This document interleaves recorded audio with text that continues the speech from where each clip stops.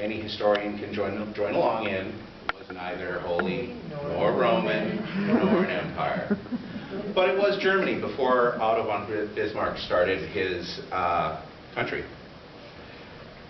We're going to look at a few things. Why would I choose this topic, and why would you listen to me?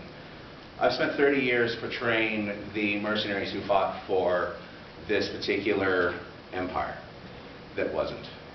They suffered from very similar issues to early U.S. Under the Articles of Confederation. Weak federal power. They decided to try for mercenaries to solve that problem. But that is a different story.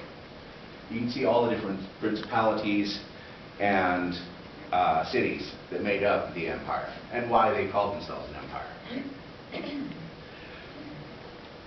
It's also the home of the Gutenberg press.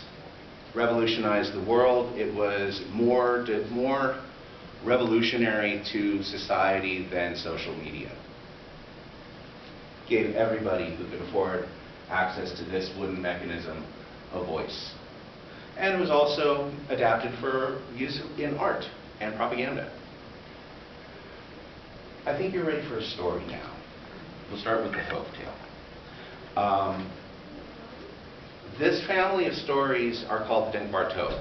To translate, it's the Grateful Dead.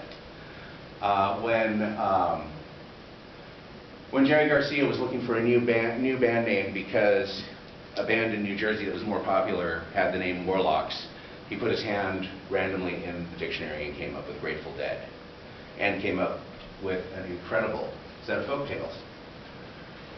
They involve according to the Stith-Thompson Folk Index, they're a family of folktales where a traveler will pay for funerary rites of a dead knight who is either being prevented from burial due to death or is found just on the side of the road. The traveler uses all of his money and it winds up having to suffer privation on the rest of his journey. Down the road, several weeks, he's attacked by brigands. Out of nowhere, a hero comes and saves him. He then, after killing all the brigands, he leads him back to their treasure hoard, and as they decide to split it down even 50-50, and the traveler says, "No, I can't accept this. You did all the fighting." The knight turns and says, "No, thank you, because you did me a service long before," and just walks off into the forest, disappearing. It's a transactional relationship with the supernatural. It's showing that good deeds, yes, but good deeds will be repaid. Sometimes from even beyond the grave. You never know. Now, the gentleman here, Albrecht Dürer, is the maker of this piece of art. It's called Night, Death, and the Devil.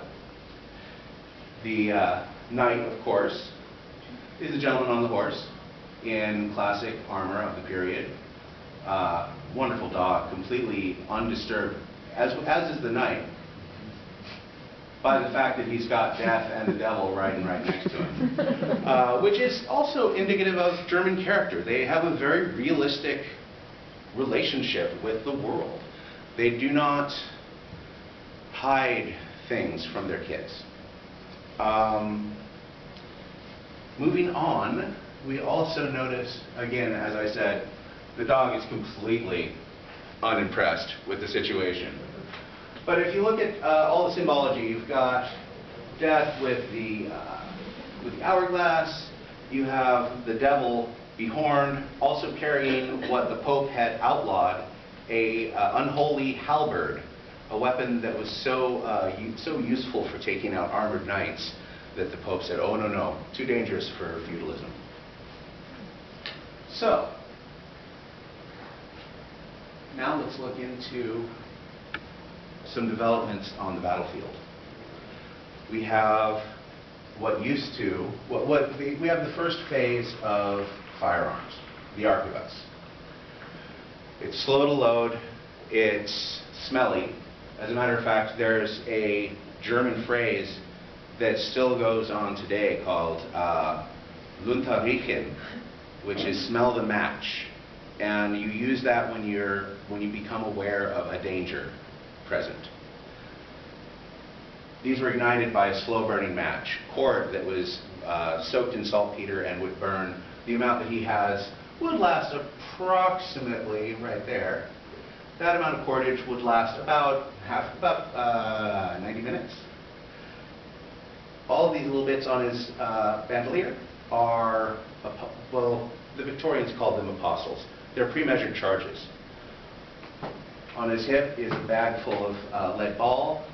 In his hand, this is from Degain's Manual of Arms, is his priming flask. It's a finer ground powder for ignition. This would stay around till the 1600s, mid-1600s. But there was interest in other ways. What you're looking at right here is a wheel lock.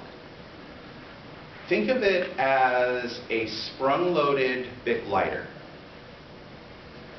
A flint or pyrite would be held in the jaws right here. And if you can tell just a little bit, there's a square knob right there, which would be wound up like by a butterfly clock spring, just like your alarm clock. The advantages were that it was ever ready. But they were so expensive to make because it's made from, you would need a clockmaker as well as the specialist barrel maker as well as the specialist woodworkers to make the furniture that the barrel sits in. They were at this point still just toys for emperors, as evidenced by the incredible decoration. This was a personal piece by Charles V, the gentleman you were looking at the opening screen. To give you an idea, he was emperor of the Holy Roman Empire, Austria, the King of Spain. By dint of that, he had claim on the Americas.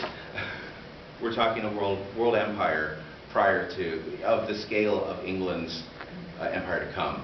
This was actually German, Holy Roman Empire. They got there.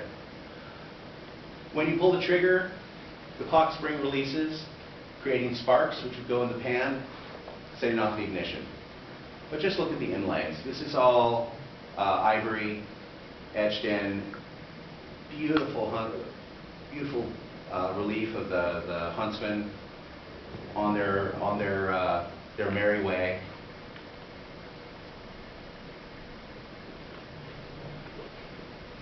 When we look at all of this together, what we see is an extremely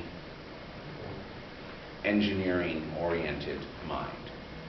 We see a mind that is in the here and now, that is not afraid to look death in the face or walk with the devil if that is what is needed to win a campaign. And you can see that many of the characteristics that you would expect to see from someone who says, "Hello, I'm German." These guys right here had those very same characteristics. Thanks.